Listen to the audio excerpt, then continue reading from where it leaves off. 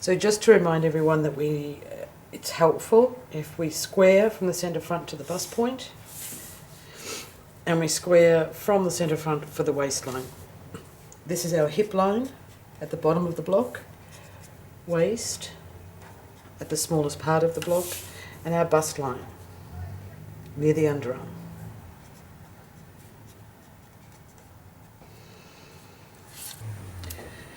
So for the French dart, we'll be starting at the bust line and drawing a quite soft and elegant curve toward the mid-hip. To draw the curve by hand, I will always work on the inside of a curve because I use my wrist like a pivot, and it makes a really quite nice clean curve, shall we say.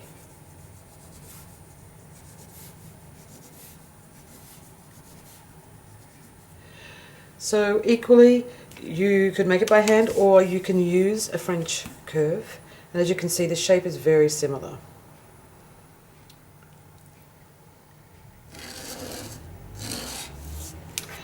So we have our curve for the new dart position, and it's worth marking in a end of sewing dart 3 centimetres away from our bust point.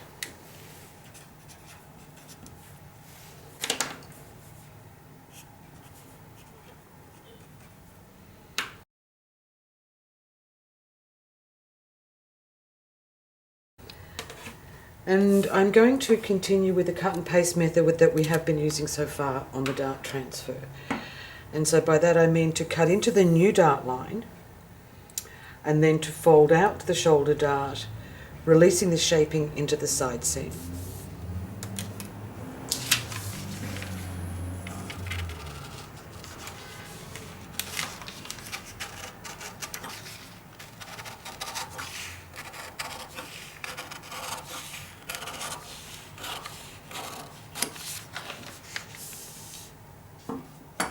And so as I've done before, I'm going to fold along the dart arm that is closest to the centre front.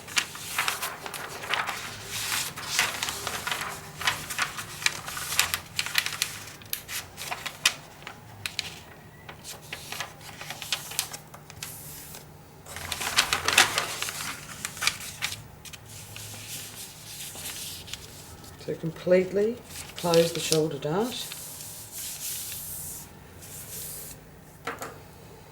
And then what you have down here is exactly, so what we have down here is exactly the same amount of shaping in a different position and certainly a different shape. Now, the difference with this particular dart from those that we've just done previously is this will not be a folded dart. So in the way that we folded out this shoulder dart, we will not be able to treat a curved dart. And so in order to be able to sew it well, we will need to add a seam allowance of 1 centimetre coming from the side seam into the dart and back out again, and this will be treated as a seam. So first up I'm going to put some paper underneath so I can make my seam allowances.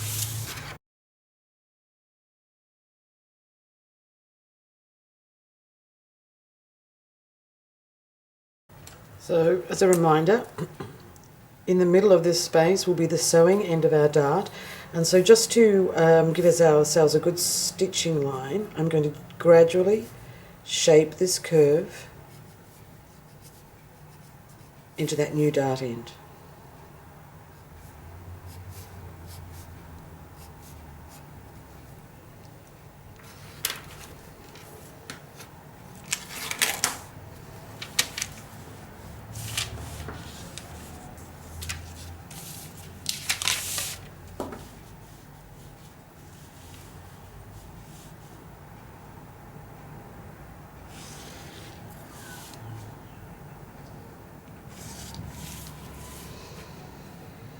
And so that is our stitching line for the dart. And for our so this is the new stitching line for our dart. And so we can sew this together, we need to add 1 centimetre seam allowance into this new dart shape. And at some point our centimetre seam allowances will connect, and this is where the cutting will stop.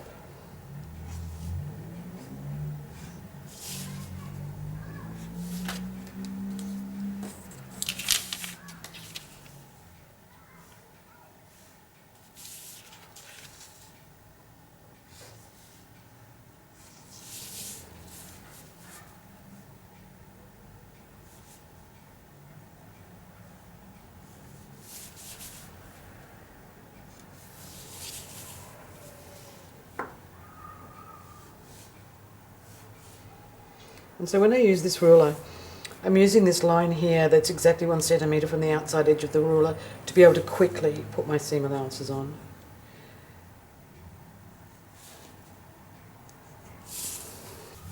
And so we have a dart coming from the mid-hip to the bust point.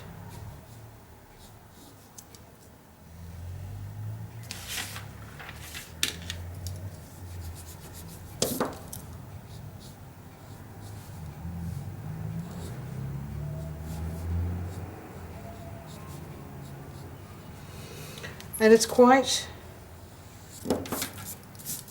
an elegant dart position, but often achieves a much softer fitting than the fitted block, because by putting the bust dart from the shoulder through to the here, we are not going to be able to sew in this waist dart. And so my best advice to you is, when it comes to your first fitting, I think that you will be able to achieve some shaping in this area. And so this is still the waistline, even though it's been cut, and it would not be unusual to end up with a little bit of waist shaping.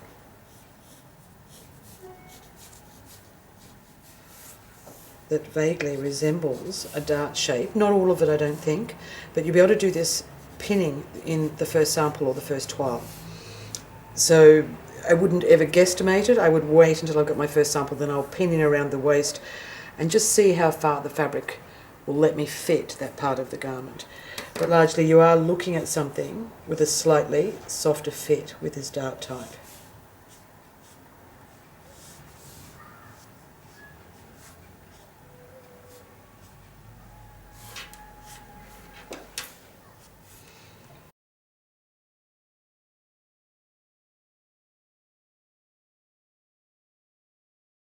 So one last point, quite an important point with this French dart, is that you can notice that as we would have notches here and here, so the machinist knows the size of that seam allowance. But once we get to this point, it's quite difficult for the machinist to know when to stop. And so in industry, we have this kind of very typical way. It's quite conventional in the sense that it's sort of fairly much across the world, and that we go to the sewn end of the dart and we go in a 1/2 inch. And I just put a mark in the middle of that dart space, and what we do here is we put in a drill hole.